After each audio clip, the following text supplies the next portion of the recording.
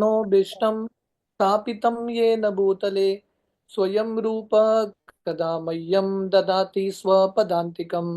वन्देऽहं श्रीगुरो श्रीयुतः पदकमलं श्रीगुरून् वैष्णवांश्च श्रीरूपं साग्रजातां सहगणा रघुनाथान्वितं तं सजीवं साद्वैतं सावधूतं परिजनासहितं कृष्णचैतन्यदेवं श्रीराधा कृष्णपादान् सहगणा ललिता श्रीविशाखान्वितंश्च। नमो ओं विष्णुपादाय कृष्णप्रेष्ठाय भूतले श्रीमते भक्तिवेदांत स्वामी इति नामिने। नमस्ते सरस्वती देवे गौरवाणी प्रचारिणे निर्विशेष शून्यवादी पाश्चात्य देश तारिणे। नमो ओं विष्णुपादाय कृष्णप्रेष्ठाय भूतले श्रीमते भक्ति सिद्धांत सरस्वती इति नामिने। श्रीवार्षभानवी देवी दयिताय कृपाब्दये कृष्ण संबंध विज्ञान दायिने प्रभवे नमः। माधुर्योज्वल प्रेमाढ्य श्री रूपानुग भक्तिदा श्री गौरा करुणा शक्ति विग्रहाय नमोस्तुते।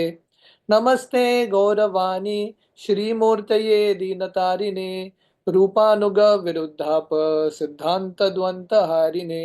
नमो गौर किशोराय साक्षाद वैराग्य मूर्तये विप्रलंबार सांबोधे पदाम्बुजाय ते नमः। नमो भक्ति विनोदाय सच्चिदानंद नामिने गौर शक्ति स्वरूपाय रूपानुगवराय ते। गौर आविर्भाव भूमेस्त्वं निर्देश सज्जन प्रिया वैष्णव सर्वभौम श्री जगन्नाथाय ते नमः। वंचाकल्पतरुभ्यश्च कृपा सिन्धुभ्येव च पतितानां पावनेभ्यो वैष्णवेभ्यो नमो नमः। नमो महावदन्याय कृष्ण प्रेम प्रदायते कृष्णाय कृष्ण चैतन्य नामने गौरतिष्वे नमः। पंचतत्वमकं कृष्णं भक्तरूप स्वरूपकं भक्तावतारं भक्ताख्यं नमामि भक्तशतीकम्। हे कृष्ण करुणा सिंधु दीनबंधो जगतपते गोपेशा गोपिका कांत राधा कांत नमोस्तुते। जयतां सुरतोर्पंगोर मम मंद मतिर्गति मत्सर्वस्व पदाम्बोजो राधा मदन मोहनो दिव्या वृंदावन्य कल्पद्रुमदो श्रीमान रत्नागरासिंहासनस्थो श्रीमद् राधा शिल गोविंद देवो प्रेष्ठालभि सेव्यमानो स्मरामि। श्रीमान रास रसारंभी वंशीवट तटस्थित करशन वेणुर्स्वनिर्गोपीर गोपीनाथाय श्रीयस्तु नमः। तप्त कांचन गौरांगी राधे वृंदावनेश्वरी वृषभानो सुते देवी प्रणमामि हरिप्रिये। जय श्री कृष्ण चैतन्य प्रभु नित्यानंद श्री अद्वैत गदाधर श्रीवासादि गौर भक्त वृंदा। हरे कृष्णा कृष्णा कृष्णा हरे हरे हरे राम राम राम हरे हरे। हरे कृष्णा। तो सभी भक्तों का स्वागत है गौरांग महाप्रभु की ये सीरीज में, जो हम परम पूज्य जय पताका महाराज के पुस्तक गौरांग से चर्चा कर रहे हैं। तो कल हमने सुना था कि कैसे महाप्रभु बहुत स्पेशल, बहुत करुणाशील अवतार है, क्योंकि भगवान को प्राप्त करना इतना आसान नहीं है, और खासकर कलयुग में। पर महाप्रभु ने मार्ग इतना सरल बनाया है, सिर्फ भगवान के नामों के उच्चारण से, हरे कृष्ण महामंत्र के जप से व्यक्ति भगवान की प्राप्ति, भगवत धाम की प्राप्ति कर सकता है। ये चैतन्य महाप्रभु का असीम कृपा है कलयुग के लोगों के लिए। हमने ये कहानी सुना था कि कैसे एक बार नारद मुनि द्वारका जाते हैं, भगवान कृष्ण से मिलते हैं, और उस समय भगवान कृष्ण रुक्मिणी जी के महल में थे, और रुक्मिणी मैया कृष्ण को देख के बहुत रो रही है। और जब भगवान कृष्ण रुक्मिणी मैया को पूछता है आप क्यों रो रही हो, रुक्मिणी मैया बोलती है कि आप समझ नहीं सकते, सिर्फ राधा रानी समझ सकती है मैं क्यों रो रही हूँ। और जब नारद मुनि आते हैं, नारद मुनि भी बहुत विचलित हैं। तो भगवान कृष्ण नारद मुनि को पूछ रहे हैं आप क्यों विचलित हो। तो नारद मुनि बोलते हैं कि कलयुग शुरू होने वाला है, मैं सोच रहा हूँ कि कलयुग के लोगों का उद्धार कैसे होगा। तो भगवान कृष्ण ये दोनों चीज को मिलाते हैं। एक तो रुक्मिणी मैया ने बोला था कि सिर्फ राधा रानी समझ सकती है मेरे भाव को, आप समझ नहीं सकते। तो भगवान कृष्ण सोच रहे थे राधा रानी के मन में क्या भाव है मैं समझ नहीं पा रहा हूं, मुझे समझना है। इसलिए मैं अवतार लूंगा गौरांग महाप्रभु के रूप में, राधा रानी के भाव में, राधा रानी के कांति में, और मैं ये हरि नाम का प्रचार पूरे अ, धरती पे करूंगा। सब लोगों को ये हरि नाम का मार्ग, संकीर्तन का मार्ग दूंगा। और उस समय भगवान कृष्ण नारद मुनि को बोलते हैं, आप अलग अलग लोग जाइए और सभी देवताओं को बोलिए बंगाल में जन्म लेने के लिए। तो नारद मुनि सबको जाके बुलाते हैं। और हमने सुना था कि ब्रह्मलोक से ब्रह्मा जी आते हैं हरिदास ठाकुर के रूप में महाप्रभु की लीलाओं में भाग लेने के लिए। गदाधर राधा रानी गदाधर पंडित के रूप में आते हैं। नारद मुनि स्वयं श्रीवास ठाकुर बनते हैं। सत्यभामा जगदानंद पंडित बलराम जी आते हैं नित्यानंद प्रभु के रूप में, एक चक्र धाम में जन्म लेते हैं। इस तरह से महाप्रभु के पहले महाप्रभु के बहुत सारे पार्षद अलग अलग स्थान में जन्म ले लेते हैं महाप्रभु की लीलाओं में भाग लेने के लिए, महाप्रभु को असिस्ट करने के लिए। हमने ये भी कहानी सुना था ब्रह्म विमोहन लीला। ब्रह्मा जी एक बार भगवान कृष्ण के प्रति अपराध कर लेते हैं। हालांकि भगवान कृष्ण थोड़ा बहुत क्षमा कर लेते हैं, फिर भी ब्रह्मा जी संतुष्ट नहीं थे। वो नवदीप धाम आते हैं और अंतर्द्वीप में बहुत प्रार्थना करते हैं, गौरांग गौरांग गौरांग जब कर रहे हैं। गौरांग महाप्रभु का दर्शन होता है उनको 5000 साल पहले। और महाप्रभु उनको बोलते हैं, आप चिंता मत करो, जब मैं अवतार लूंगा महाप्रभु के रूप में, गौरांग के रूप में, आप नामाचार्य हरिदास ठाकुर के रूप में आएंगे, बहुत नम्र बनेंगे, एक नम्र परिवार में आपका जन्म होगा और कंटिन्यूसली आप कृष्ण के नामों का उच्चारण करेंगे। तो इस तरह से भगवान के सब पार्षद अलग अलग स्थान पे आ जाते हैं। हमने ये भी वर्णन सुना था कि नवदीप महाप्रभु के आगमन के पहले एक अलग ही एक स्थान था। हालांकि लोग धर्म का पालन कर रहे थे, पर यह सही धर्म का पालन नहीं था, उपधर्म या अधर्म का पालन था। कोई भी व्यक्ति कृष्ण का भक्ति नहीं कर रहा था। गिने चुने दो तीन भक्त कृष्ण का भक्ति कर रहे थे, शुद्ध भक्ति का पालन कर रहे थे। बाकी सब धर्म के नाम पे अलग अलग गलत कार्य, अपना समय पैसा सब वेस्ट कर रहे थे। हमने सुना था कि कैसे नवदीप में कंपटीशन चलता था लोगों के बीच में, किसका किसके बेटी के शादी में ज्यादा पैसा खर्च करेंगे, शो ऑफ बेसिकली जो बोलते हैं ना। तो लोग जाके कुत्तों का विवाह कराते थे, बिल्लियों का विवाह कराते थे। और सब वैष्णव सोच रहे थे लोग क्या कर रहे हैं, मनुष्य जिंदगी मिला है जो इतना दुर्लभ है, लोग उसको ऐसे व्यर्थ कार्य में गवा रहे हैं। और सब वैष्णव भगवान से प्रार्थना कर रहे थे कि भगवान प्लीज आप अवतार लीजिए। और हमने ये सुना था कि अद्वैताचार्य जो साक्षात महाविष्णु सदाशिव के अवतार हैं, अद्वैताचार्य के मन में ये भाव था, मैं विष्णु स्वरूप हूं, मैं लोगों को मुक्ति दे सकता हूं पर कृष्ण प्रेम नहीं दे सकता। तो अद्वैताचार्य अपने शालिग्राम शिला की पूजा करते हैं गंगा जल तुलसी पत्ते के साथ, और भगवान कृष्ण से याचना कर रहे हैं, प्रार्थना कर रहे हैं, जोर जोर से भगवान को बुला रहे हैं, प्लीज आप अवतार लीजिए, लोगों को कृष्ण प्रेम दीजिए। तो शुद्ध भक्त के प्रार्थना से भगवान निश्चय करते हैं कि मैं महाप्रभु के रूप में अवतार लूंगा। और हमने ये भी प्रसंग सुना था कि एक दिन जगन्नाथ मिश्र को एक सपना आता है, उनके हृदय में भगवान कृष्ण प्रवेश कर लेते हैं। उनके हृदय से महाप्रभु प्रवेश करते हैं जगन्नाथ मिश्र के हृदय में, उनके हृदय से सची माता के हृदय में प्रवेश करते हैं, और उसके बाद सची माता के गर्भ में। बिल्कुल जैसे भगवान कृष्ण का अवतार होता है, जन्म होता है, वैसे ही तो महाप्रभु का भी ये जो जन्म है दिव्य जन्म है। सची माता के गर्भ में महाप्रभु जाते ही बहुत शुभ वातावरण बनता है। लोग आके जगन्नाथ मिश्र को बिना कारण का दान देते हैं, बोलते हैं ये पैसा आप रख लो। सची माता बोलती है मैं देख रही हूं कि देवी देवता आके मेरे गर्भ में जो संतान है उसको प्रार्थना अर्पण कर रहे हैं।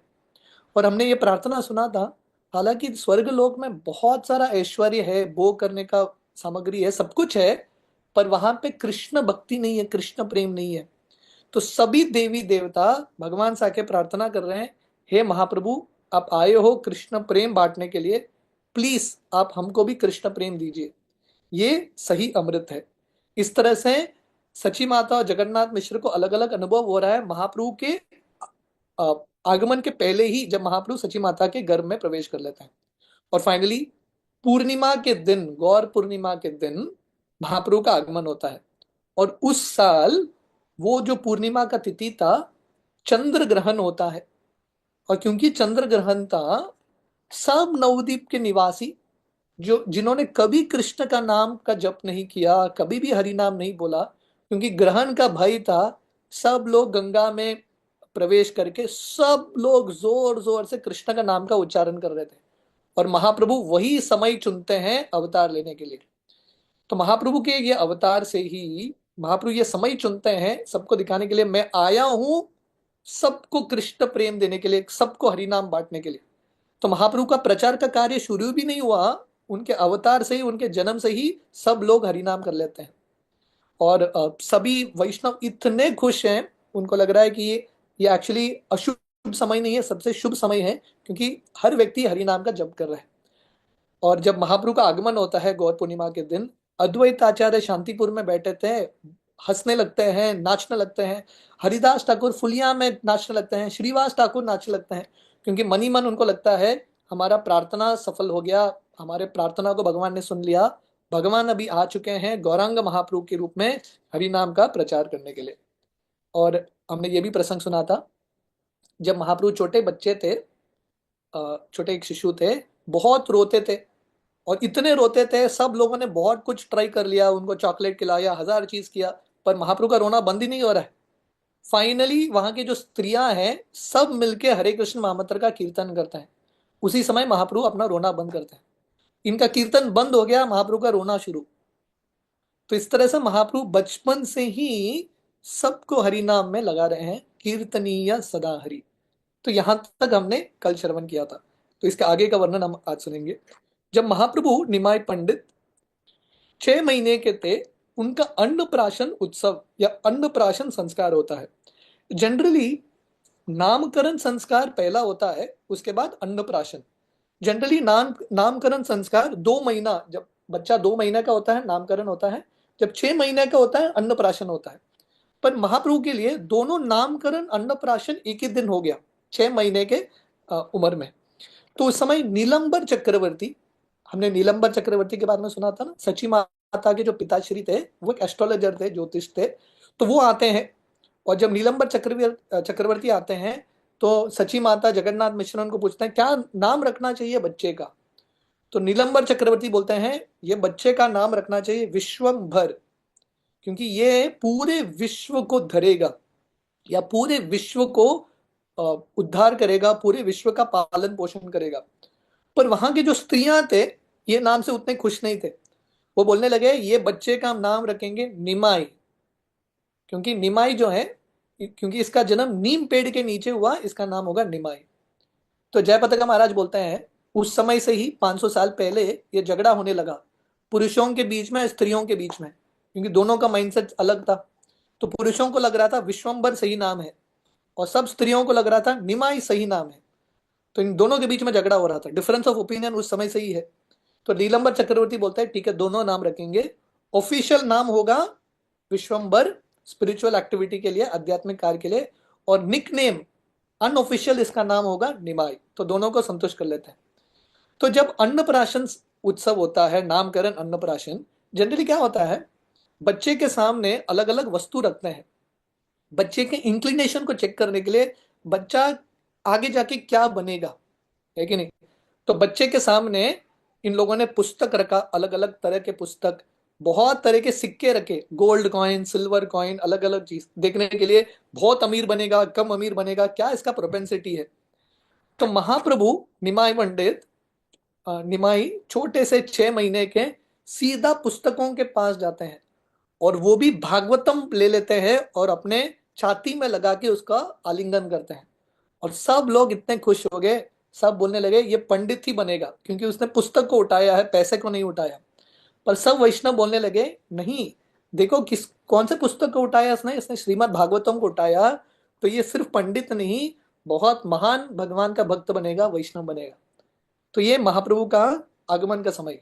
हमने थोड़े दिन पहले रसिकानंद प्रभु के बारे में भी चर्चा किया था। रसिकानंद प्रभु का शायद 13वां दिन था, हमने वही प्रसंग सुना था, लगभग सेम चीज। रसिकानंद प्रभु भी जब छोटे बच्चे थे 6 महीने के, वो भी श्रीमद् भागवतम को पकड़ लेते हैं, श्रीमद् भागवतम का आश्रय लेते हैं। इस तरह से महाप्रभु बचपन से ही इंडिकेशंस दे रहे थे कि वो बहुत बड़े एक प्रचारक बनेंगे। चैतन्य मंगल में एक बहुत सुंदर कहानी आती है। जब महाप्रभु ऐसे एक छोटे शिशु के रूप में लीला कर रहे थे, क्रॉल कर रहे थे घर में अलग अलग स्थान पे, तो एक बहुत सुंदर लीला होती है। जगन्नाथ मिश्र एक कमरे में बैठे थे, सची माता वरांडा में थी, और अपने गोद में उन्होंने महाप्रभु निमाई को रखा था।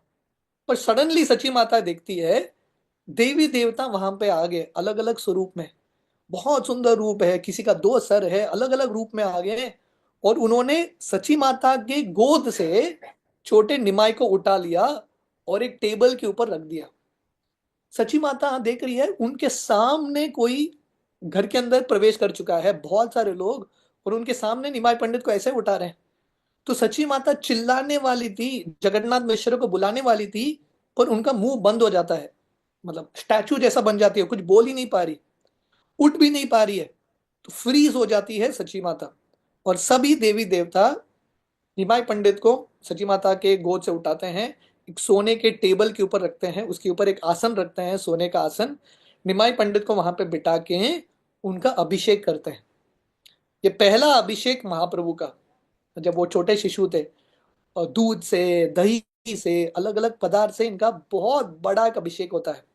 आजकल जब हम गौर पूर्णिमा का उत्सव होता है, हम बड़े महाप्रभु, ग्रोन अप चैतन्य महाप्रभु, उनका अभिषेक करते हैं। पर उस समय देवी देवताओं ने छोटे बच्चे महाप्रभु का अभिषेक किया था। और सची माता ये पूरे अभिषेक सेरेमनी को देख रही है, देख रही है, पर कुछ बोल नहीं पा रही, उठ भी नहीं पा रही, भाग भी नहीं ले पा रही, सिर्फ देख रही है। और इतने अस्टोनिस्ड है कि मेरे बच्चे को देवता लोग ऐसा अभिषेक कर रहे हैं। तो जैसे भगवान का हम अभिषेक करते हैं अलग अलग पदार्थ से अभिषेक करके, बाद में उनको पानी से अभिषेक करके उनको टॉवल से सुखाते हैं, इस तरह से महाप्रभु को पूरा अभिषेक करके एक टॉवल में सुखा के वरांडा में उन्होंने रख दिया। और अभी निमाई, सभी देवता चले गए और निमाई अभी चल रहे हैं, क्रॉल कर रहे हैं। और उनके नुपुर का आवाज आ रहा है, चिंग चिंग चिंग करके नुपुर का आवाज आ रहा है। हालांकि सची माता जगन्नाथ मिश्र ने महाप्रभु को नुपुर नहीं पहनाया, फिर भी ये नुपुर का आवाज आ रहा है। और सची माता देख रही है देवता अभी महाप्रभु के पीछे चल रहे हैं, और महाप्रभु पीछे घूम घूम के निमाई पंडित इनको देख के सभी देवताओं को बोलते हैं चैंट हरे कृष्णा। और सब देवता छोटे निमाई के साथ कीर्तन करने लगते हैं। और ये छोटा निमाई अब तक उठ के खड़ा भी नहीं हो पा रहा है, अभी सडनली उठ के खड़ा होकर नृत्य करने लगता है। और निमाई जो है, छोटे निमाई, सभी देवताओं के साथ कीर्तन कर रहे हैं, और इतना अद्भुत कीर्तन हो रहा है। और सची माता ये पूरे दृश्य को देख रही है, उसको पता नहीं क्या बोलना चाहिए, क्या समझना चाहिए। और सडनली ये सब देख के सची माता बेहोश होके गिर जाती है। जगन्नाथ मिश्र भाग के जाते हैं, जब वो सची माता का ये आवाज सुनते हैं गिरने का, वो भाग के जाते हैं और सची को पूछते हैं, सची सब ठीक है क्या? और सची चिल्ला रही है, हे मेरे पति, हे मेरे पति। तो जगन्नाथ मिश्र पूछ रहे हैं, क्या हो गया, आप इतना क्यों रो रही हो? और सची माता पूरा प्रसंग बताती है कि देवी देवता आए, उन्होंने निमाई पंडित को, छोटे निमाई को एक टेबल पे, एक आसन पे बिठाया, अभिषेक किया, ये सब किया। पर सब जगह ढूंढ रहे हैं, कोई देवी देवता दिख नहीं रहे। अभिषेक किया होगा, अभिषेक का सामग्री कुछ तो गिरा होना चाहिए। कुछ भी अभिषेक का सामग्री वहां पे गिरा नहीं है, देवताओं ने साफ भी करके चले गए। तो उनको कुछ समझ में नहीं आ रहा है ये एक्चुअल असलियत था, सपना था। ऐसे बहुत सारे प्रसंग उनके घर में होते रहते हैं। पर वो देखते हैं कि उनको एक आवाज सुनाई दे रहा है, नुपुर का आवाज।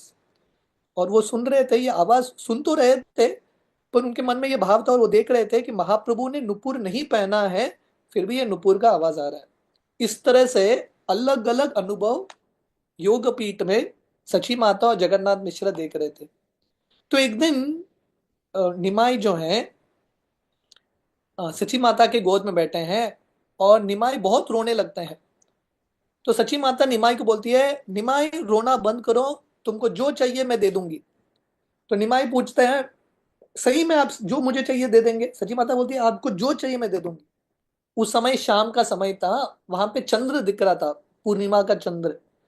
तो निमाई वो चंद्र की ओर अपना हाथ दिखाते हैं, उंगली दिखाते हैं, और बोलते हैं, मुझे वो चंद्र चाहिए। और जोर जोर से चीखने लगते हैं, रोने लगते हैं, मुझे चंद्र चाहिए, मुझे चंद्र चाहिए। जैसा होता है ना, छोटा बच्चा ऐसा कुछ करता है, क्योंकि बच्चों को लगता है कि चंद्र बहुत पास में दिखता है, वो भी एक खाने का आइटम है। जैसा हनुमान जी के लीला में होती है ना, हनुमान जी जब सूर्य को देखते हैं, उनको लगता है ये बहुत एक स्वादिष्ट फल है, हनुमान जी जाते हैं सूर्य को खाने के लिए, सूर्य को प्राप्त करने के लिए। तो ऐसे ही महाप्रभु बोलते हैं अपने माँ को, मुझे चंद्र चाहिए। और महाप्रभु रोने लगते हैं, आपने प्रॉमिस किया, आप मुझे दे दे चंद्र, मुझे चाहिए चंद्र, चाहिए चंद्र। तो सची माता सोच रहे थे कैसे हैंडल करें, हाउ टू डू। तो उस समय बादल आके ये चंद्र को ढक लेता है। और सची माता बोलती है, देखो वो चंद्र ना सुंदर नहीं है, उसके अंदर बहुत सारे दोष हैं, बहुत सारे धब्बे हैं वो सुंदर नहीं है, आपका जो मुख है बहुत सुंदर है, इसलिए चंद्र आपके सामने वो छुप गया है बादलों के पीछे क्योंकि उसको बहुत शर्म आ रहा है। इस तरह से सची माता बहुत प्रेम के साथ महाप्रभु को समझाने का प्रयास कर रही है। एक्चुअली हमारे आचार्य बताते हैं महाप्रभु का जन्म चंद्र ग्रहण के समय क्यों होता है, क्योंकि चंद्र को शर्म आ रहा था। असली चंद्र है श्री चैतन्य महाप्रभु, मायापुर चंद्र, नवदीप चंद्र। महाप्रभु के सामने चंद्र को लग रहा था मेरा कुछ कार्य नहीं है, इसलिए ग्रहण का समय आ गया और चंद्र ढक जाता है। सो दिस इज द अंडरस्टैंडिंग। इसलिए शिला प्रभुपाद ने हमारा जो इस्कॉन मंदिर है, जो सबसे मेन मंदिर मायापुर मंदिर, प्रभुपाद ने उसका नाम रखा है मायापुर चंद्र उदय। तो मायापुर में एक्चुअली ये चंद्र का उदय होगा। महाप्रभु के यश का, महाप्रभु के सुंदरता का यश जो है पूरी दुनिया में फैलेगा। So this is Nimai, Nimai Pandit. तो महाप्रभु वो चंद्र है, जैसे लोचन दास ठाकुर उनके गीत में लिखते हैं, निताई पद कमल कोटि चंद्र सुशीतल जेचाई जगत जुराए। गौर निताई चंद्र की तरह है, वो आए हैं हम सबके हृदय को प्रेम से आनंद से भरने के लिए। तो एक दिन चैतन्य महाप्रभु छोटे शिशु के रूप में उनको अपने माँ के प्रति गुस्सा आता है। होता है ना, कभी कभी बच्चे को भी गुस्सा आता है माँ से। तो महाप्रभु अपना हाथ लेके माँ को मारते हैं, गुस्से में बच्चा कर लेता है। माँ, सच्ची माता उधर ही बेहोश होकर गिर जाती है, वो भी नकल कर रही है, बेहोश होकर गिर जाती है। तो बाकी जो स्त्रियां हैं निमाई को डांटते हैं, निमाई देखो तुमने तुम्हारे माँ को मार दिया, अभी माँ बेहोश होकर गिर गई, अभी वापस उनको उठाना है तो 2 नारियल लेके आओ। तो छोटे निमाई तुरंत भाग के जाते हैं बाहर और तुरंत 2 नारियल लेके आते हैं। तो सब स्त्रियां सोच रहे थे ये लड़का 2 नारियल कहाँ से लाया, तुरंत गया तुरंत 2 नारियल लाया। और निमाई जो है माँ, अपने माँ के पास आते हैं और अपने माँ को बोलते हैं फिर से मैं आपको मारूंगा नहीं, मुझे माफ करना। तो ये बहुत सुंदर प्रसंग है। तो एक दिन जब चैतन्य महाप्रभु छोटे एक बच्चे थे, जब वो बात करना शुरू करते हैं, धीरे धीरे उन्होंने बात करना शुरू किया था। एक दिन वो बहुत रोने लगते हैं और उनके पिताश्री उनको पूछते हैं क्यों रो रहे हो। डॉक्टर को बुलाते हैं, फिर भी डॉक्टर आके बोलते हैं बीमार तो नहीं है, पता नहीं क्यों रो रहा है।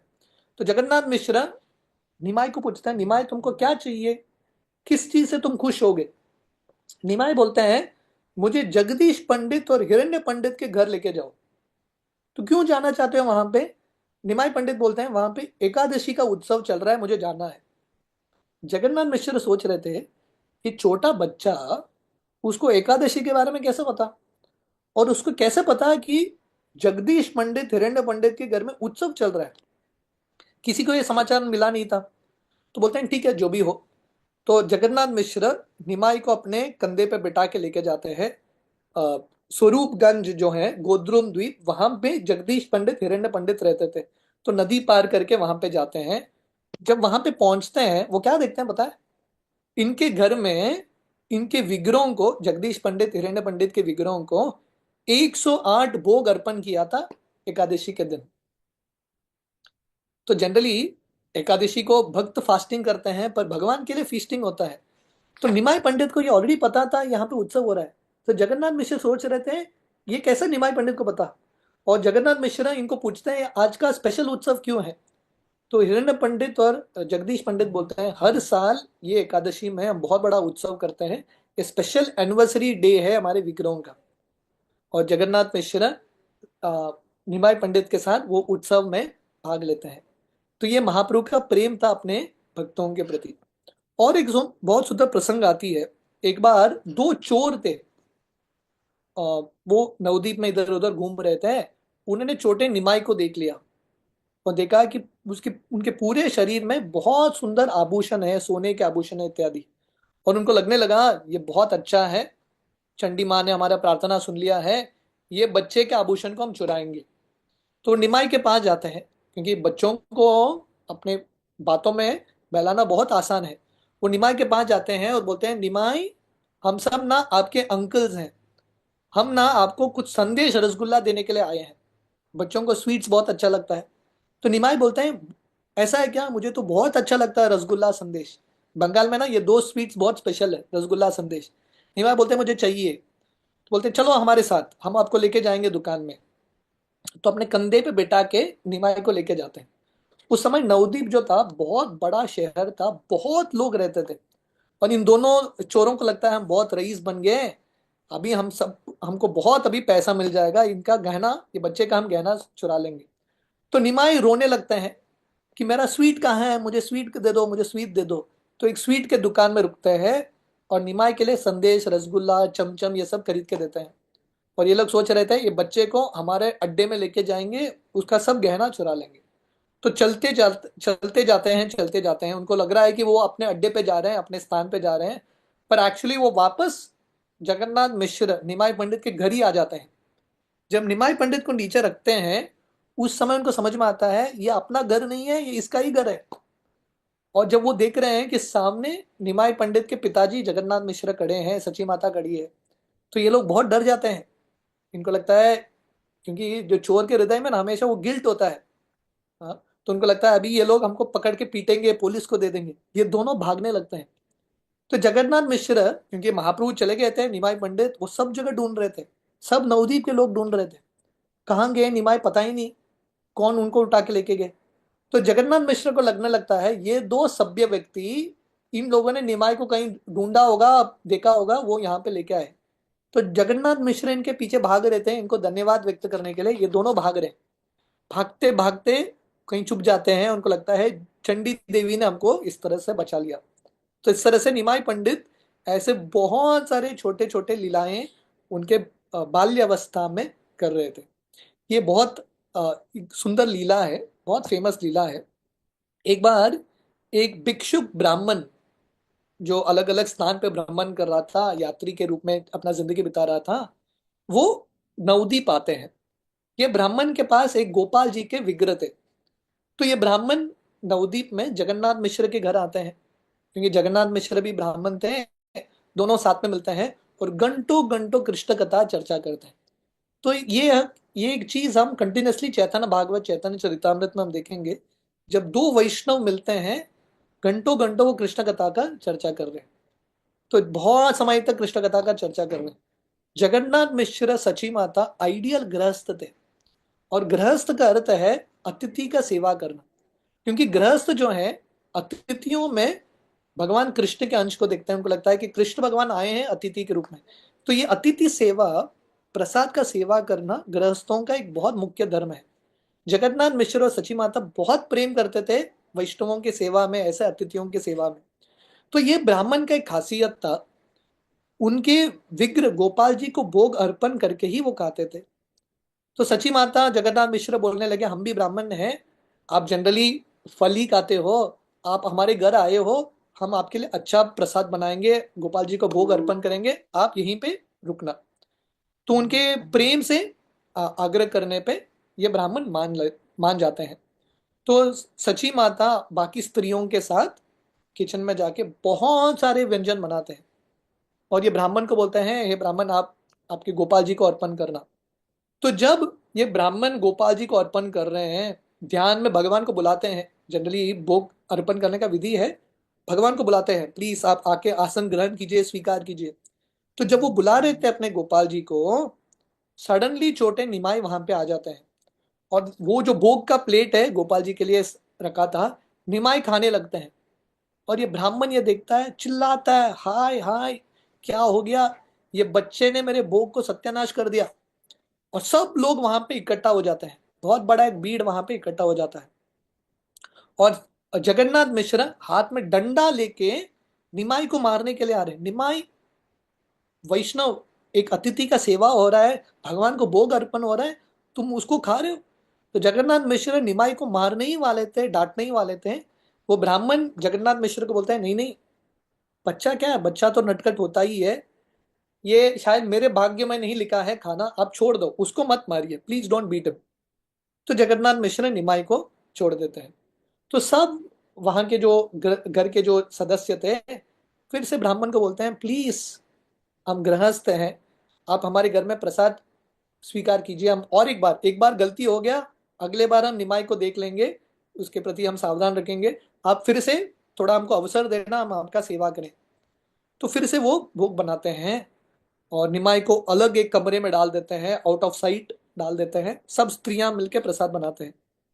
अभी शाम का समय हो गया, पहला भोग अर्पण हुआ था, दोपहर का समय था, दोपहर का समय का भोग अ, निमाई ने खा लिया। अभी शाम का 6 बजे फिर से खाना बनता है। ब्राह्मण जो है बहुत प्रेम के साथ गोपाल जी को भोग अर्पण करते हैं, गोपाल जी को बुला रहे हैं, और सडनली पता नहीं कहां से निमाई आ जाते हैं वहां पे और खाने लगते हैं वो भोग को। ब्राह्मण को इतना गुस्सा आता है, हाय हाय बच्चे निमाई, तुमने फिर से मेरे भोग को सत्यानाश कर दिया। इस तरह से ब्राह्मण चिल्लाता है। जगन्नाथ मिश्र और बाकी सब स्त्रियां वहां पे आते हैं, और जगन्नाथ मिश्र को इस बार बहुत गुस्सा है। पहले बार निमाई तूने वही किया, अभी दूसरी बार भी वही कर रहा है, फिर से मारने वाले थे। ब्राह्मण बोलता है नहीं नहीं नहीं, आप उनको मत मारिए, बच्चा है, मेरे भाग्य में नहीं लिखा है खाना, आप छोड़ दो। तो उस समय विश्वरूप, निमाई पंडित के एक बड़े भाई थे विश्वरूप, ये भी बलराम जी के ही अवतार है, नित्यानंद प्रभु के स्वरूप है। तो विश्वरूप आए थे अद्वैत आचार्य के घर से।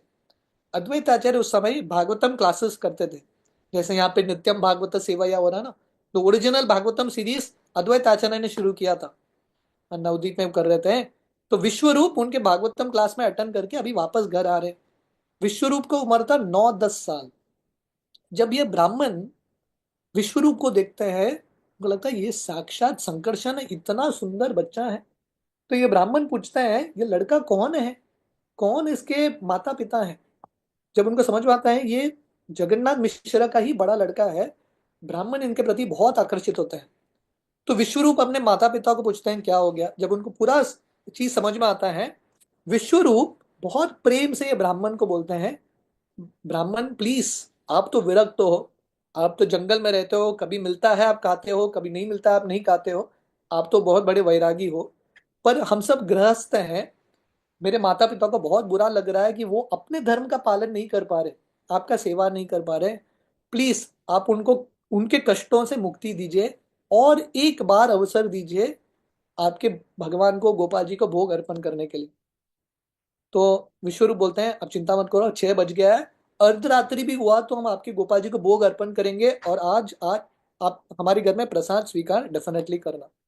तो विश्वरूप का बातचीत इतना सुंदर था, इतना प्रेम से विश्वरूप ये ब्राह्मण को संबोधित कर रहे थे। ब्राह्मण बोलते हैं ठीक है, आपका जो भी इच्छा हम करेंगे। तो सब स्त्रियां फिर से भोग बनाना शुरू करते हैं। और देखिए अब तक घर में किसी ने खाया नहीं था, ब्राह्मण तो फास्टिंग कर ही रहे थे, घर में और किसी ने भी नहीं खाया। तो ये अतिथि सेवा का भाव है, जब तक अतिथि को खिलाते नहीं है तब तक घर का कोई भी सदस्य नहीं खाता। आजकल ये पालन करना बहुत मुश्किल, but this was the standard before. तो पूरा खाना बनाते हैं, अर्धरात्रि हो जाता है, 12 बज जाता है, और सब स्त्रियां बोलते हैं निमाई तो बहुत सो गया है, गहरी नींद में है, हम भी अभी सोने वाले हैं, आप आपकी गोपाल जी को भोग अर्पण करके खा लेना। और सब लोग चले जाते हैं। तो ब्राह्मण फिर से ध्यान में बैठता है, गोपाल जी को बुलाते हैं, गोपाल जी के मंत्र का जप करते हैं और बोलते हैं गोपाल जी आप आके प्लीज, थोड़ा लेट हो चुका है फिर भी आप आके स्वीकार करना। उस समय पता नहीं कहां से निमाय आ जाते हैं और खाने लगते हैं। ब्राह्मण चिल्ला रहा है हाय हाय फिर से आ गया ये बच्चा, पर वहां पे उस समय कोई नहीं आता, क्योंकि सब लोग सो गए हैं, गहरी नींद में है, क्योंकि दिन भर काम कर रहे हैं तो सब लोग थक गए, सब लोग सो गए भगवान के इच्छा अनुसार। और उस समय छोटे निमाई गोपाल का रूप लेते हैं, गोपाल कृष्ण का रूप। और निमाई जो है गोपाल के रूप में ब्राह्मण को बोलते हैं अरे गुस्सा क्यों हो रहे हो, आप हर बार बुलाते हो मुझे, मैं आता हूं, आप गुस्सा हो जाते हो, ऐसा क्यों, आप बुला रहे हो इसलिए मैं आ रहा हूँ। ये गर्भ में मैं एक्चुअली गोपाल हूँ, कृष्ण हूँ, पर ये गर्भ में मैं गुप्त रूप से रह रहा हूँ निमाई के रूप में। आप प्लीज ये मेरा आशीर्वाद करके स्वीकार करना, आप किसी को मेरा ये दर्शन किसी को मत बताना, ये स्पेशल दर्शन है। और महाप्रभु बहुत स्पेशल कृपा ये ब्राह्मण को देते हैं। तो इस तरह से निमाई प्रसाद स्वीकार करके वापस अपने कमरे में जाके सो जाते हैं। ये ब्राह्मण इतना खुश हो जाता है, पूरे शरीर पे वो चावल का अभिषेक कर रहा है, पूरे शरीर पे चावल लगा रहा है, क्योंकि उसको लग रहा है कि ये चावल को भगवान कृष्ण ने स्वयं खाया है, पूरे शरीर पे लगा रहा है।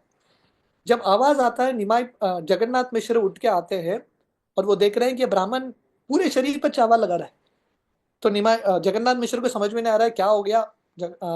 ये ब्राह्मण को, उनको लगता है कि ब्राह्मण इतना खुश है कि इतना समय बाद उसको चावल मिला है, पूरे शरीर पे भी लगा रहे हैं। और फाइनली ये ब्राह्मण खा लेते हैं।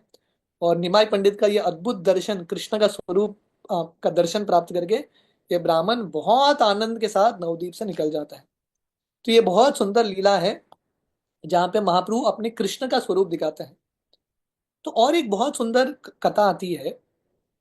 जैसे हमने सुना था, विष्णु और भगवान कृष्ण में इतना फर्क है, भगवान विष्णु मुक्ति दे सकते हैं, पर कृष्ण प्रेम सिर्फ भगवान कृष्ण या चैतन्य महाप्रभु दे सकते हैं।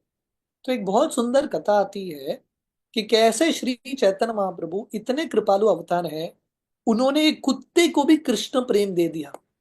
जब महाप्रभु 3 या 4 साल के थे, तो उनके घर के बाहर बहुत सारे छोटे छोटे कुत्ते के जो पिल्ले हैं, वो खेल रहे थे वहां पे नवदीप में, और महाप्रभु के जस्ट घर के बाहर। तो एक पिल्ले को महाप्रभु पकड़ के उनके गले में रस्सी बांधते हैं और घर लेके आते हैं और बोलते हैं, ये मेरा पेट डॉग है।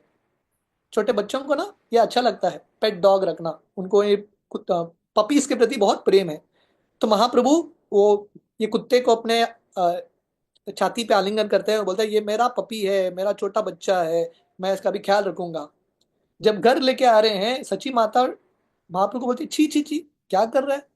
तो ब्राह्मण का लड़का है, कुत्ते को घर के अंदर नहीं लाते, गाय का सेवा होता है, कुत्ते का सेवा नहीं होता। महाप्रभु बोलता है, कुत्ता मत बोलो इसको, ये मेरा पपी है, ये मेरा अच्छा बच्चा है, आप कुत्ता मत बोलो उसको। सची माता बोलती है, ठीक है जो भी है, घर के बाहर रखो, अंदर मत लाओ। तो ये वैदिक पद्धति है, कुत्ते का सेवा भी करना है तो घर के बाहर, क्योंकि कुत्ता जो है ना थोड़ा अशुद्ध माना जाता है, लिटिल इम्प्योर। तो महाप्रभु बोलते हैं, ठीक है घर के बाहर रखेंगे, पर इसका ध्यान रखना। तो महाप्रभु अपने दोस्तों के साथ नहाने के लिए जाते हैं गंगा में। जब वापस आते हैं, क्या होता है उस समय, ये पिल्ले की जो माँ आ गई थी उस समय, तो सची माता ये छोटे पिल्ले को छोड़ देती है माँ के साथ, मदर डॉग के साथ छोड़ देती है, क्योंकि सची माता भी चाहती थी ये बच्चा चला जाए घर से। तो जब महाप्रभु आते हैं स्नान करके, छोटे निमाई अपने माँ को पूछते हैं, कहाँ है मेरा कुत्ता, मेरा पपी किधर है।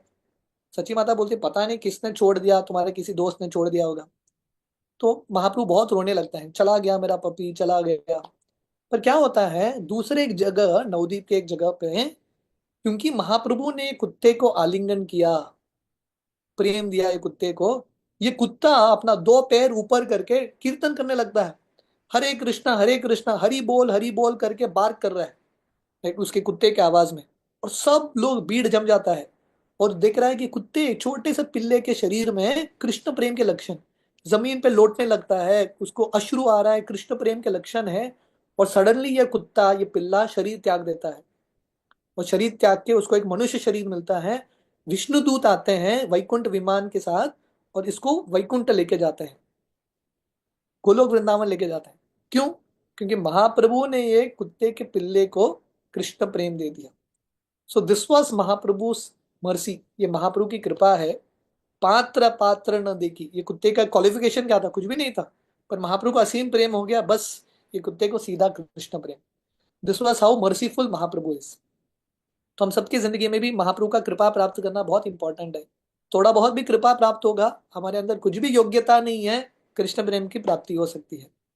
तो एक बहुत सुंदर लीला आती है, जगन्नाथ मिश्र को एक सपना आता है, और जगन्नाथ मिश्र सपने में देख रहे हैं कि एक ब्राह्मण जगन्नाथ मिश्र को सपने में आके बोलते हैं, आपके लड़के को आप मत डांटिए, उसको करेक्ट मत कीजिए, वो कृष्ण है, वो साक्षात भगवान है, वो नारायण है, उसको आप करेक्ट मत कीजिए। जगन्नाथ मिश्र, ये पूरा सपने में चल रहा है, ये ब्राह्मण आके जगन्नाथ मिश्र को बोल रहे हैं, आपका लड़का कृष्ण है, उसको करेक्ट मत करना। जगन्नाथ मिश्र सोच रहे थे, क्या मतलब, वो मेरा लड़का भगवान है, कोई भी होगा, मैं उसका पिता हूं, मेरा कर्तव्य है उसको ट्रेन करना, मैं उसको करेक्ट करूंगा, मैं करेक्ट नहीं करूंगा तो कौन करेक्ट करेगा। तो फिर से ब्राह्मण बोलते हैं, नहीं, आपका लड़का परमेश्वर है, कृष्ण है, आप कृष्ण ईश्वर को कैसे सिखा सकते हैं। जगन्नाथ मिश्र बोलते हैं, कुछ भी हो जाए, पिताजी पिताजी हैं, लड़का लड़का है, कोई भी हो। तो ये जगन्नाथ मिश्र का वात्सल्य भाव था, राइट। तो ब्राह्मण फिर से डांटने लगता है, बोलता है नहीं नहीं आप समझ नहीं रहे हो, आपका लड़का भगवान है। तो जगन्नाथ मिश्र फिर भी समझने का प्रयास नहीं करते। जगन्नाथ मिश्र बोलते हैं कुछ भी हो, मेरा कर्तव्य है बच्चे को सिखाना।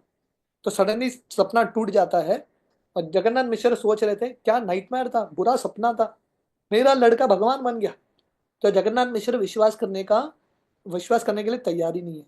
तो ये उनका वात्सल्य भाव है। हालांकि बहुत बार वो देखते देखते हैं कि महाप्रभु अपना ऐश्वर्य भी दिखाते हैं, फिर भी योग माया ढक लेती है।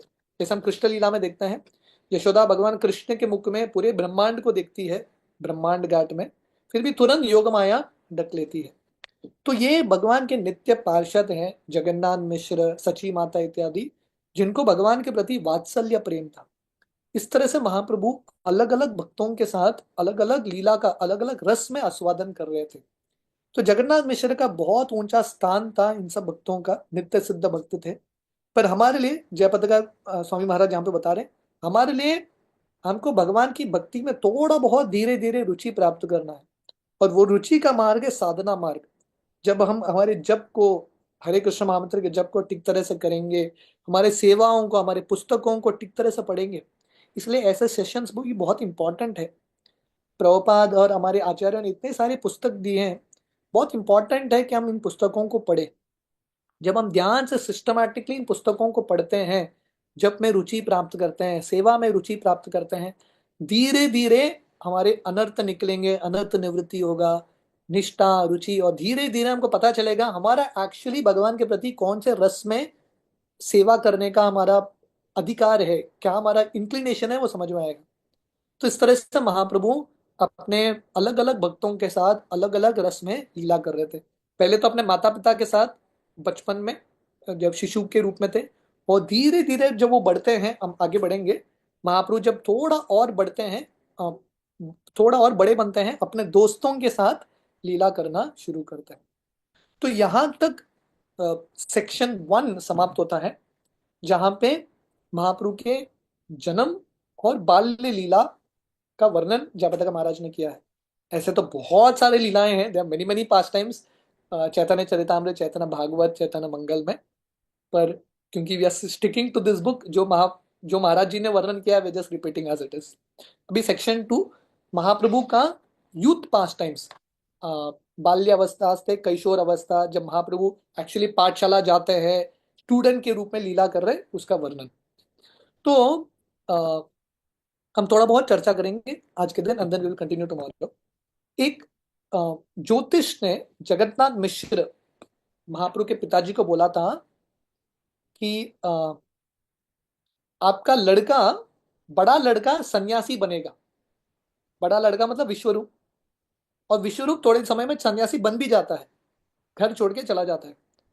तो जगन्नाथ मिश्र को बहुत भय लगने लगा, क्योंकि पहला लड़का चला गया सन्यासी बन के, क्योंकि उसने बहुत पढ़ाई किया, शास्त्र पढ़े। शास्त्र पढ़ के हर व्यक्ति को समझ में आता है कि ये दुनिया बेकार है, ये दुनिया माया का दुनिया है। उसके हृदय में विरक्ति आ गया। तो जगन्नाथ मिश्र सोचने लगे बड़ा लड़का तो चला गया, छोटा लड़का भी चला जाएगा, इसलिए निमाई को स्कूल नहीं भेजेंगे, उसको घर में ही रखेंगे, उसको एजुकेशन नहीं देंगे, क्योंकि एजुकेशन मिलेगा तो उसके हृदय में विरक्ति आ जाएगा। तो उन्होंने पाठशाला में नहीं भेजा निमाई पंडित को, चैतन्य महाप्रभु को। तो महाप्रभु 5 साल के थे, उनको स्कूल जाने का इच्छा है, पर माता पिता नहीं भेज रहे।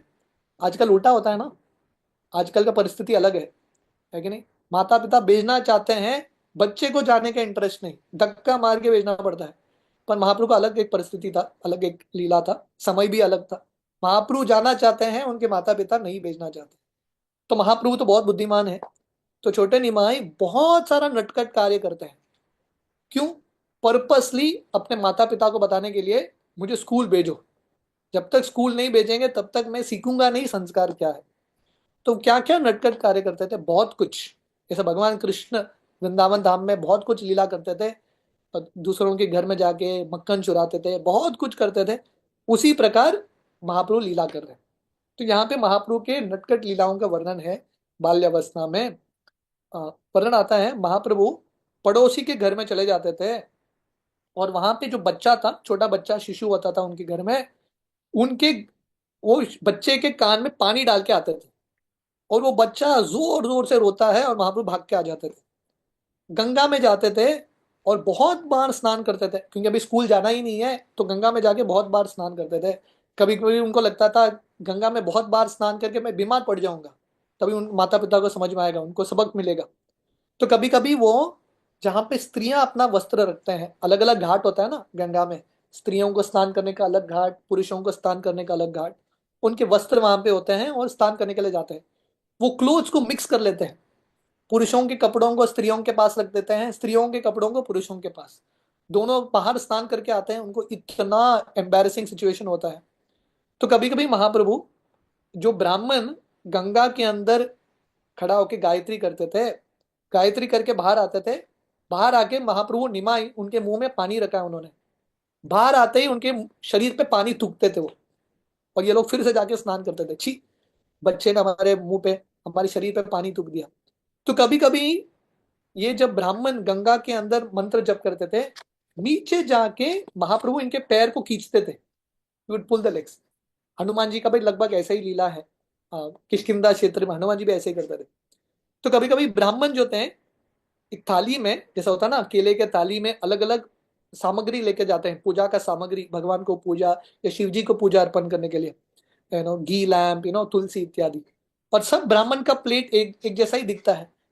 तो ब्राह्मण लोग क्या करते हैं, एक ब्राह्मण उसके एक थाली में गंगा के जो मिट्टी है उसका गोला बना के रख देते हैं, ताकि उनको समझ में आए ये मेरा थाली है, बाकी ब्राह्मणों के थाली से अलग।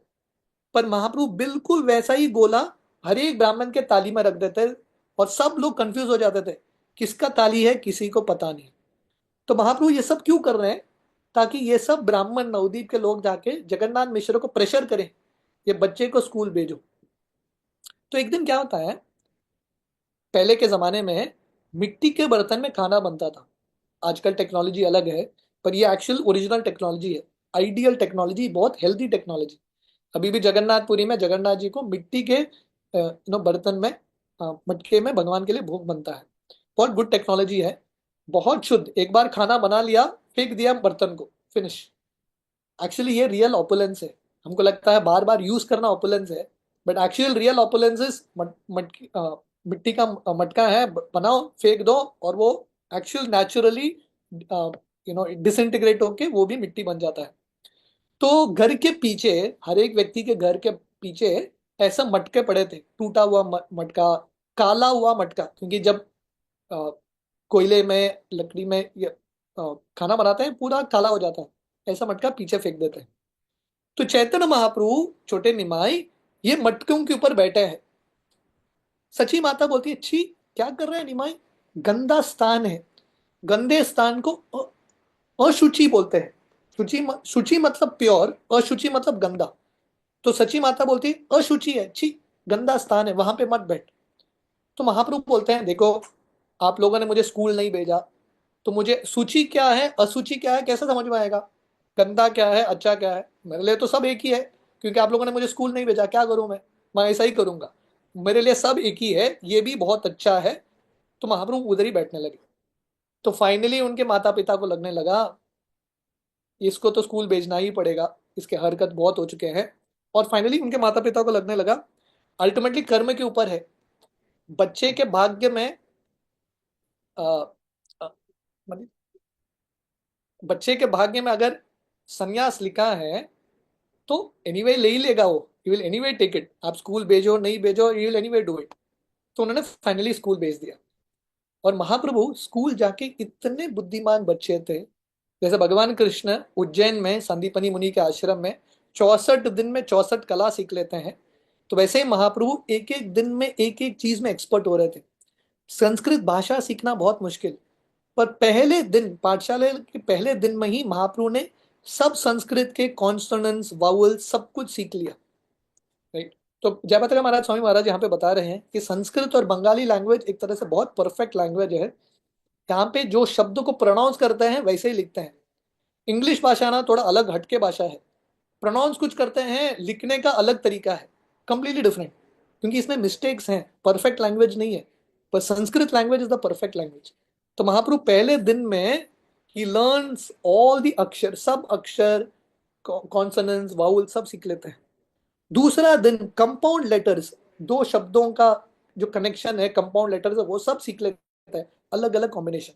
तो ये रेट में संस्कृत सीखना, अलग अलग संस्कृत का जो भाग है उसमें एक्सपर्ट बनना बहुत समय लगता है। पर महाप्रभु 11 साल की उम्र में संस्कृत में एक्सपर्ट बन गया, became an expert. And at 11 years वो अभी पाठशाला भी अपना शुरू कर देते हैं 11 साल की उम्र में। जैसे भगवान कृष्ण गीता में बोलते हैं, वेदांत कृत वेद विदेव चाहम, अल्टीमेटली सब कुछ भगवान से ही आता है, एवरीथिंग कम्स फ्रॉम कृष्णा। सो महाप्रभु इस तरह से एक्सपर्ट बन जाते हैं। जैसे आजकल हम देखते हैं ना, कोई छोटा बच्चा होता है बहुत बुद्धिमान, राइट, तो उस तरह से महाप्रभु 11 साल की उम्र में शास्त्रों में निपुण। तो आई टेल यू, और मैं और एक कहानी बताऊंगा and then we will end for today. आगे का कथा हम कल करेंगे। प्रेम विवर्त में एक बहुत सुंदर कहानी जगदानंद पंडित बताते हैं। तो देखिए, चैतन्य महाप्रभु जैसा हमने बताया था, वो आए हैं हरे कृष्ण महामंत्र बांटने के लिए, हाँ, प्रचार करने के लिए। इसलिए महाप्रभु भक्त के रूप में उनका अवतार हुआ है। वो कभी भी, जब भक्त उनको भगवान बुलाते थे ना, उनको अच्छा नहीं लगता था। वो अपना कान बंद करके नारायण विष्णु विष्णु बोलते थे, मुझे भगवान मत बोलो, मैं कृष्ण का भक्त हूँ, इस तरह से वो बोलते थे। तो ये महाप्रभु का नम्रता था, क्योंकि वो भक्त के भाव में आए। तो प्रेम विवर्त में जगदानंद पंडित एक कहानी बताते हैं। जगदानंद पंडित और महाप्रभु दोनों क्लासमेट्स हैं। हम्म? जगदानंद पंडित सत्यभामा के अवतार हैं। दे वर वेरी क्लोज फ्रेंड्स। पहले से महाप्रभु के साथ है जगदानंद पंडित, नवदीप लीला में भी। और फाइनली जब महाप्रभु संन्यास लेके जगन्नाथपुरी आते हैं, 4 भक्त महाप्रभु के साथ आते हैं, उनमें से एक जगदानंद पंडित है, वेरी वेरी क्लोज। तो जगदानंद पंडित और महाप्रभु छोटे निमाई अपने पाठशाला से वापस घर आ रहे थे। घर आते हुए अलकनंदा नदी के तट से आ रहे हैं, अलकनंदा नदी के पास। तो जयपत का महाराज यहाँ पे बता रहे हैं, एक्चुअली नवद्वीप में ना 16 नदियां हैं। बहुत सारे नदियां भी लुप्त हो चुके हैं, एक दो नदियां ही दिखते हैं, जालंगी, भागीरथ, गंगा, ओनली 2। पर अलकनंदा नदी भी है जो थोड़े थोड़े स्थान पे दिखती है। खासकर जो गोद्रुम द्वीप में हरिहर क्षेत्र है, वहां पे थोड़ा बहुत अलकनंदा का दर्शन होता है। तो जब वो आ रहे थे अलकनंदा के पास, एक वृक्ष था, और वृक्ष के ऊपर उन्होंने एक तोते को देखा। तो महाप्रभु तोते को देख के बहुत प्रसन्न हो गए, क्योंकि भक्तों के लिए तोता तोता देख के भक्तों को वृंदा देवी का स्मरण होता है, वृंदावन का स्मरण होता है। तो महाप्रभु वो भाव में आते हैं, बोलते ये तोता जो है सुखदेव से अभिन्न है। सुखदेव ने भागवतम बोला था, इसलिए ये तोता सुखदेव से अभिन्न है। और महाप्रभु ये तोते को बोल रहे हैं, हे तोते, हे शुक, राधा कृष्ण का गुणगान गाओ, please stand the glories of Radha Krishna. और ये तोता क्या बोलने लगता है पता है? तोता बोलता है, गौरा गौरा गौरा गौरा। महाप्रभु बोल रहे हैं, "ए, क्या बोल रहा है तू? मैंने तुमको बोला राधा कृष्ण के बारे में बोलो, तू क्या गौरा गौरा कर रहा है?" तोता फिर से बोलने लगता है, गौरा गौरा गौरा गौरा। तो महाप्रभु बोलते हैं, क्या हो गया तुमको?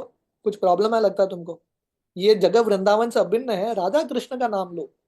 ये तोता फिर से बोलने लगता है, वही राधा कृष्ण अभी आए हैं गौरांग के रूप में, इसलिए आप जो भी बोलो मैं गौरा गौरा ही बोलूंगा। गौरा गौरा गौरा गौरा जप करने लगता है। महाप्रभु का सुनता नहीं है, क्योंकि एक्चुअली ये रियलाइजेशन है, श्री कृष्ण चैतन्य राधा कृष्ण नाही अन्य। ये बहुत सुंदर लीला है। अ, श्री चैतन्य महाप्रभु राधा कृष्ण से अभिन्न है, इसलिए राधा कृष्ण का स्मरण होता है कलयुग में महाप्रभु के रूप में। अब कल हम सुनेंगे कि कैसे महाप्रभु 11 साल की उम्र में, 11-12 साल की उम्र में सब संस्कृत इत्यादि पढ़ के अपना पाठशाला शुरू करते हैं, स्टार्ट स्कूल। तो महाप्रभु कैसे अपने बच्चों को सिखाते हैं, क्या क्या रूल्स था महाप्रभु के पाठशाला में भाग लेने के लिए इत्यादि, हम कल श्रवण करें। हरे कृष्णा। हरी हरी बोल। थैंक यू सो मच प्रभु जी। बहुत सुंदर बाल लीला महाप्रभु की आपने श्रवण कराई। प्रभु जी अपने पास समय रहेगा क्वेश्चन सेशन के लिए? यस। आपसे ही भक्त विनती है कि आज की क्लास से रिलेटेड अगर आपका कोई प्रश्न या कोई जिज्ञासा है तो प्लीज आप अपना हैंड रेज करके प्रभु जी को पूछ सकते हैं। तो प्रभु जी, जो पाठशाला आप कल बताएंगे, पाठशाला उन्होंने ओपन करी तो उसमें प्रभु जी उस वक्त है ना, उनके जो बड़े भाई हैं वो चले गए थे, घर त्याग कर दिया था उन्होंने? विश्व रूप, हाँ। I am not sure exactly, मुझे देखना पड़ेगा एग्जैक्टली एट व्हाट एज विश्व रूप टुक संन्यास। I think not at this point, ये पॉइंट पे नहीं। तो उस समय ज्योतिष जाके जैसे मैंने बताया था, महाप्रभु को पाठशाला में नहीं भेजते शुरुआत में, क्योंकि ज्योतिष ने जगन्नाथ मिश्र को बोला था पहला लड़का संन्यास ले लेगा। तो उसके भय में जगन्नाथ मिश्र ने दूसरे बच्चे निमाय पंडित को भी स्कूल में नहीं भेजा। पर आई थिंक विश्वरूप टेक संन्यास शायद महाप्रभु उस समय 16 साल के रहे होंगे। नाउ इज 11 years, 11 साल के हैं। 16 साल की उम्र में विश्वरूप ने संन्यास लिया था, महाप्रभु के 16 साल की उम्र में। थैंक यू तो बाबू द पास्ट टाइम्स अहेड। देखते हैं महाराज पुस्तक में क्या लिख रहे हैं। जी। भावग्राही प्रभु आप अनम्यूट करें। हरे कृष्णा प्रभु जी, दंडवत प्रणाम प्रभु जी, thank you very much. As usual बहुत ही सुंदर है।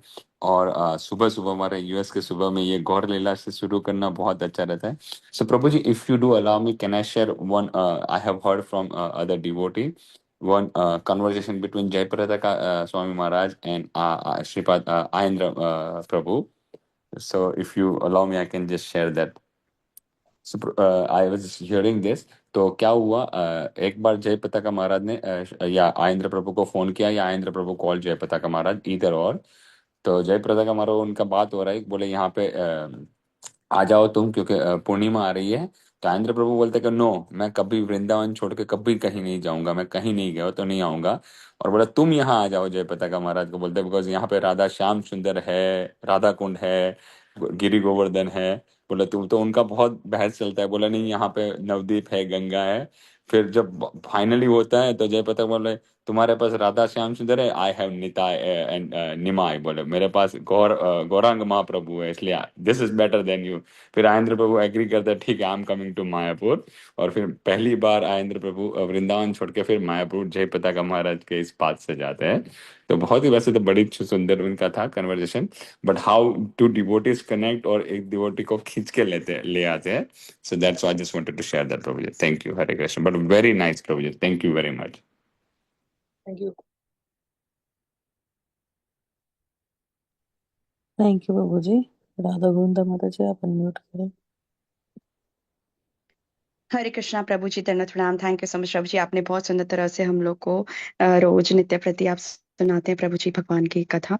प्रभु जी, मेरा ये क्वेश्चन था कि जैसे आपने बताया वो डॉग वाला जो स्टोरी बताया निमाई के साथ, तो सची माता ने तो उनको बोला था कि काउस को पालना चाहिए, काउस की सेवा करनी चाहिए। तो महाप्रभु का काऊ के साथ कोई लीला आप बता सकते हो क्या अभी? आगे आएगा, आगे आएगा। महाप्रभु ने एक्चुअली गोद्रुम द्वीप, ये द्वीप का नाम गोद्रुम द्वीप है। नवद्वीप में 9 द्वीप है ना।